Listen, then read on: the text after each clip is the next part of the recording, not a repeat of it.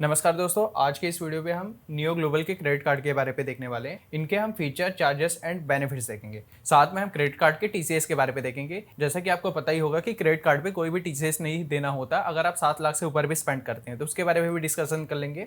और इस वीडियो के लास्ट में नियो डेबिट फॉरेक्स कार्ड, जो कि इक्विटस स्मॉल फाइनेंस बैंक के थ्रू अभी इशू हो रहा है, जिसे हम नियो एक्स भी बोलते हैं, उसे हम क्रेडिट कार्ड के साथ कंपेयर कर लेंगे। और लास्ट में ये देखेंगे कि कौन सा कार्ड आपके फॉरेन ट्रिप के लिए बेहतर हो सकता है। तो दोस्तों, अगर फीचर की बात करें तो ये जो नियो ग्लोबल का क्रेडिट कार्ड है, ये एफडी बेस्ड क्रेडिट कार्ड है। मतलब मिनिमम आपको 5,000 रुपए की एफडी करवानी पड़ेगी। आप उससे ऊपर की भी एफडी करवा सकते हैं। और ये जो एफडी है, इस पे आपको प्रॉपर रिटर्न भी मिल रहा होगा, 8% तक का रिटर्न मिल रहा होगा।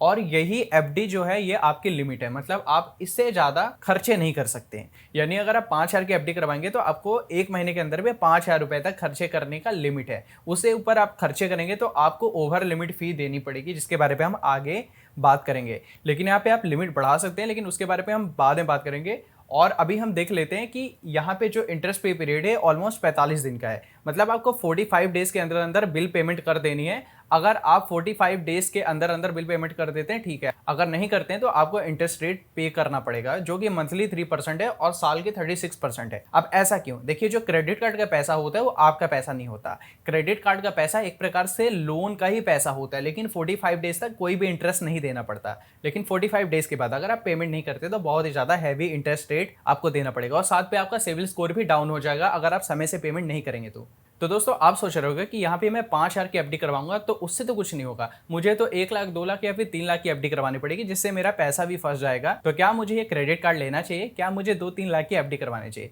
तो शॉर्ट आंसर है बिल्कुल भी नहीं। क्योंकि इस क्रेडिट कार्ड के साथ बहुत ही ज्यादा शानदार फीचर आता है।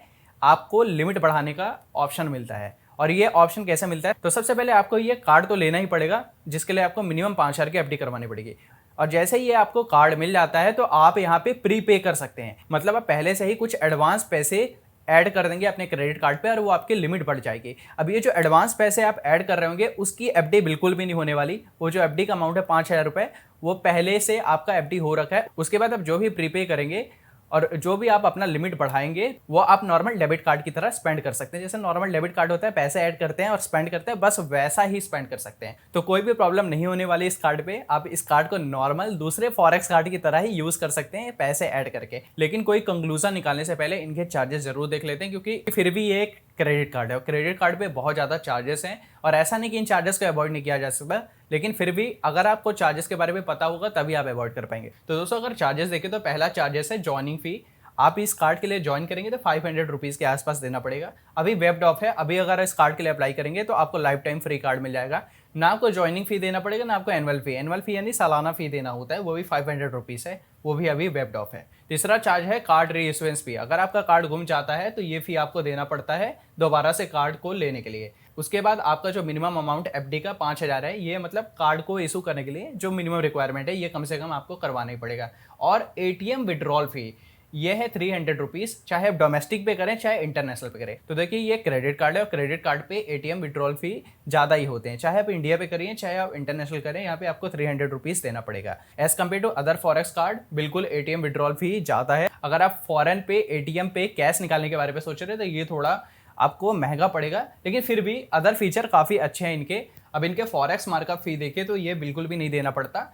यहाँ पे लाइव वीज़ा एक्सचेंज रेट के हिसाब से मतलब आपको फॉरेन एक्सचेंज करता है। तो देखो, ये बहुत ही ज़्यादा सस्ता, ऐसा नहीं है कि बहुत ज़्यादा एक्स्ट्रा पैसा लगता है वीज़ा एक्सचेंज पे। अगर डॉलर का रेट 82 रुपीज़ चल रहा है तो ये जो वीज़ा एक्सचेंज रेट है, इस हिसाब से 82.3, 82.5 तक नॉर्मल मतलब करेंसी एक्सचेंज हो जाती है। और अगर आप दूसरे प्लेटफॉर्म से कंपेयर करोगे, जैसे थॉमस कुक या फिर एचडीएफसी, तो ये थोड़ा ज़्यादा चार्जेस आपसे चार्ज करते हैं करेंसी कन्वर्ट करने के लिए। तो डेफिनेटली अगर आप नियो की बात करो तो ये बहुत ही ज़्यादा मतलब चीपर ऑप्शन हो जाता है आपके पास। इसके बाद ओवर लिमिट फ़ी की बात करें तो आपका मान लीजिए 5,000 रुपये का लिमिट है, आपने 5,000 की एफडी करवाई तो आपको 5,000 की लिमिट मिल गई। इसके बाद आप बिना लिमिट बढ़ाए ही ट्रांजेक्शन कर रहे हैं तो आपको पर ट्रांजेक्शन पे 150 रुपीज़ देना पड़ेगा। ये है ओवर लिमिट फ़ी। अब इस फी से बचने के लिए सिंपली आप अपना लिमिट बढ़ा दीजिए। आपको नियो क्रेडिट कार्ड पे इंक्रीज लिमिट का ऑप्शन मिलेगा, या फिर आप पहले से ही बिल पेमेंट कर दीजिए और आपका लिमिट इंस्टेंटली बढ़ जाएगा। अब इंटरेस्ट फ्री पीरियड की बात करें तो ये 45 डेज तक है। 45 दिन तक आपको कोई भी इंटरेस्ट नहीं देना पड़ेगा जो भी आप स्पेंड कर रहे होगे। इसके बाद अगर आप 45 दिन तक अगर इनके बिल को पे नहीं करते हो तो आपको हर महीने 3% इंटरेस्ट रेट देने पड़ेंगे, जो कि सालाना 36% होता है। और साथ पे आपको लेट पेमेंट फी भी देनी पड़ेगी। तो आपको स्क्रीन पे दिख ही रहा होगा लेट पेमेंट फी, जो कि charge in case of default है। तो आपको 150 रुपीज़ ये अलग से देना पड़ेगा और साथ पे मंथली इंटरेस्ट रेट अलग से देना पड़ेगा। मिनिमम अमाउंट ड्यू क्या होता है, तो अभी मिनिमम अमाउंट ड्यू को समझ लेते हैं। जैसे कि आप 5,000 रुपये का नॉर्मल ट्रांजेक्शन कर लिया और आप पेमेंट नहीं किए, आपके पास इतना पैसा ही नहीं कि आप पेमेंट कर पाओ।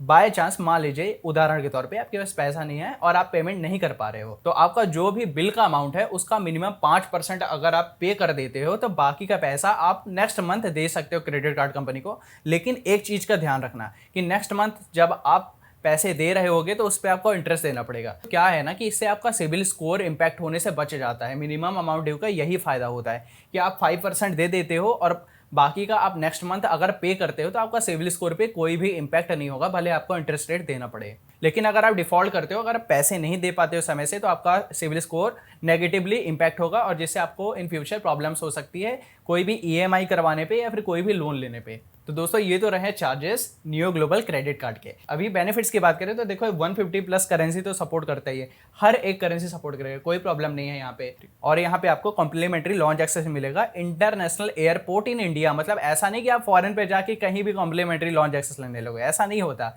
इंडिया पे जो भी इंटरनेशनल एयरपोर्ट है वहीं पे आपको लॉन्च एक्सेस मिलेगा। देखिए जो आपको इंटरनेशनल एयरपोर्ट पे फॉरेन पे अगर आपको लॉन्च एक्सेस दे रही तो बहुत ही कम ऐसी कंपनियां होती है, बहुत ही कम ऐसे फॉरेक्स कार्ड होते हैं जो आपको ऐसी फैसिलिटी देते हैं। और वो जो भी फॉरेक्स कार्ड होते हैं बहुत ही ज़्यादा महंगे होते हैं। उनमें से एक एग्जांपल है सेफेरियो फॉरेक्स कार्ड। साल भर का एनुअल फी आपको 2,000 रुपये भरना पड़ता है। तो दोस्तों अभी हम क्रेडिट कार्ड के टीसीएस के बारे में देख लेते हैं कि यहाँ पे आपको टीसीएस देना पड़ेगा भी या नहीं, और साथ में हम फॉरेक्स डेबिट कार्ड के भी टीसीएस के बारे में डिस्कशन कर लेंगे। तो क्रेडिट कार्ड पे आपको कोई भी टीसीएस नहीं देना पड़ेगा। 1 जुलाई से देखो टीसीएस लगने वाला था, जो 20% टीसीएस वाला रूल था वो अभी 1 अक्टूबर से हो गया है। और साथ पे ये जो क्रेडिट कार्ड है उसे टीसीएस वाले सिस्टम से एक्सक्लूड कर दिया गया है। मतलब यहाँ पे कोई भी टीसीएस नहीं देना पड़ेगा अगर आप 7 लाख से ऊपर भी खर्च करते हैं। अब यहाँ पे अगर फॉरेक्स डेबिट कार्ड लेते हैं, जैसे आप नियो का कोई भी फॉरेक्स डेबिट कार्ड लिए या फिर कोई भी एचडीएफसी आईसीआईसीआई बैंक, तो यहाँ पे 7 लाख रुपए तक आपको कोई भी टीसीएस नहीं देना पड़ेगा। लेकिन इससे ऊपर आप जो भी खर्चा करेंगे तो आपको 20% टीसीएस देना पड़ेगा। अगर एक उदाहरण ले तो अगर आप साल पे 10 लाख रुपए खर्चा करते हो तो 7 लाख रुपए पे कोई टीसीएस नहीं, बाकी के 3 लाख पे 20% टीसीएस, यानी 60,000 रुपए का आपको टीसीएस देना पड़ेगा। लेकिन अच्छी बात यह है कि ये सारे टीसीएस को आप रिफंड ले सकते हैं आईटीआर फाइल करके, नहीं कोई भी पैसे आपको नहीं लगेंगे, सारे के सारे टीसीएस आपको रिफंड हो जाएंगे। तो आप चाहे फॉरेक्स डेबिट कार्ड यूज करिए चाहे फॉरेक्स क्रेडिट कार्ड यूज करिए, कोई प्रॉब्लम नहीं होने वाली। तो दोस्तों अभी हम नियो ग्लोबल के डेबिट कार्ड के बारे में देख लेते हैं, जो डेबिट फॉरेक्स कार्ड है by Equitas small finance bank, उसके बारे में देख लेते हैं। तो देखिए ये जो डेबिट कार्ड है इक्विटस स्मॉल फाइनेंस के थ्रू इशू किया जाता है। यहाँ पे सबसे पहले आपको सेविंग्स अकाउंट ओपन करना पड़ता है और उसके बाद आपको ये कार्ड मिलता है। इस पे भी 0 फॉरेक्स मार्कअप है, साथ पे सेविंग्स अकाउंट है, तो इंटरेस्ट रेट भी आपको मिल रहा होगा अपने सेविंग्स अकाउंट पे। देखिए जो भी इंटरेस्ट रेट लग रहा है आपको मैं स्क्रीन पे दिखा देता हूँ। और साथ पे ये जो इंटरेस्ट रेट है इन फ्यूचर चेंज भी हो सकता है, तो वो आज के डेट के लिए बस अप्लाई होता है। अब देखिए क्योंकि यहाँ पे आपको बैंक अकाउंट ओपन करना पड़ेगा तो इसको आप सेकेंडरी बैंक अकाउंट की तरह भी यूज कर सकते हैं और यूपीआई वगैरह भी बना सकते हैं। देखिए बुरी बात यह है कि इस फॉरेक्स कार्ड के साथ आपको लॉन्च एक्सेस बेनिफिट नहीं मिलता।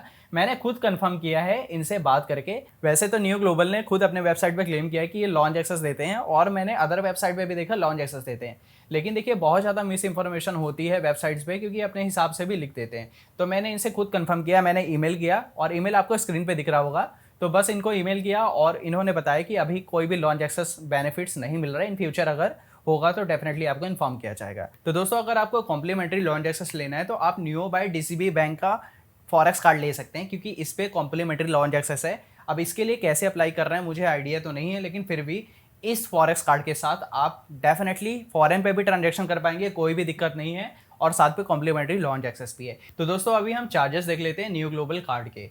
तो जो नियो ग्लोबल बाय इक्विटस हो चाहे डीसीबी हो, दोनों का सेम ही चार्जेस है। ज्वाइनिंग फी आपको बिल्कुल नहीं लगता है, एनुअल डेबिट कार्ड फी फ्री है। अकाउंट लोडिंग फी, मतलब देखो यार अकाउंट लोडिंग क्या लगेगा, आपका नॉर्मल 0 बैलेंस सेविंग्स अकाउंट है तो वहाँ पे जो आपका कार्ड है वो आपके सेविंग्स अकाउंट से लिंक है, तो यहाँ पे कोई भी फी नहीं लगनी है, कॉमन सी बात है, तो फ्री है ये भी। International POS and e com transaction पे कोई भी आपको एक्स्ट्रा चार्जेस नहीं लगेगा, लेकिन 7 लाख से ऊपर आप खर्चे करेंगे तो अभी करंटली पे 5% टीसीएस देना होगा, और जो कि 1 अक्टूबर से ये 20% हो जाएगा। इसके बाद अगर आपका कार्ड गुम जाता है तो 249 रुपीज़ के आसपास लगता है, प्लस आपको साथ पे जीएसटी देना पड़ता है। और अगर आप इंटरनेशनल कैश विड्रॉल करते हैं तो 100 रुपीज़ प्लस जीएसटी लगता है। तो मेरे हिसाब से बहुत ही अच्छे चार्जेस हैं। अगर आप दूसरे किसी भी फॉरेक्स कार्ड से कंपेयर करोगे तो बहुत ज़्यादा सस्ते हैं। और साथ में मैं आपको अपना ओपिनियन दूंगा कि जब भी आप फॉरेन पे जाएं तो केवल एक फॉरेक्स कार्ड लेके मत जाएं, क्योंकि आप एक फॉरेक्स कार्ड के ऊपर डिपेंड हो जाएंगे और वहां पे अगर बाय चांस आपका फॉरेक्स कार्ड वर्क नहीं करता है तो उस केस पे आपको बहुत ज़्यादा प्रॉब्लम्स हो सकती है। तो आप उस केस पे एक बैकअप फॉरेक्स कार्ड भी लेके चलिए ताकि आपको इन फ्यूचर कोई भी प्रॉब्लम वहां पे ना झेलनी पड़े। तो दोस्तों आई होप ये वीडियो आपको पसंद आई होगी। अगर कोई भी डाउट है फॉरेक्स कार्ड से रिलेटेड कमेंट सेक्शन पे पूछिए, डेफिनेटली मैं उसका आंसर देने की कोशिश करूंगा। तो दोस्तों मिलते हैं अगले वीडियो पे, तब तक के लिए टेक केयर।